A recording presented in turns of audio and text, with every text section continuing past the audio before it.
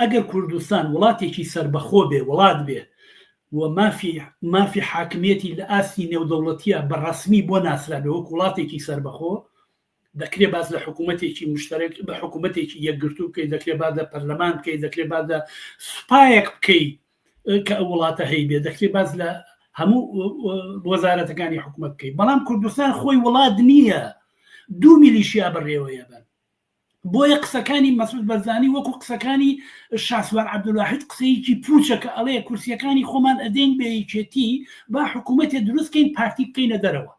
تۆ چۆن نتوانی پارتی بکەیتە دەرەوە لە کاتێکە لە دێگەڵە هەتا زاخۆ بەهێزی چەک بەدەست ئەوەیە بەهێزی چەک بەدەست ئەوەیە بافڵ تاڵەبانی ئەگەر بڕوا بۆ هەولێر ئەتوانن لە سەیتەرەی دێگەڵە نێڵن چێ بۆ دیوە و بە پێچەوانەکەشی ڕاستە ئەکرێ ئەتوانێ مەسرور بەرزانی بێت لەم دی و دێگەڵەی چێتی نێڵێ بێ بم دیوە بۆیە ئەم دوو زۆنە هەتاوەکو هەلومەرجی ئەم ناوچێ ئیستیقرار نەکا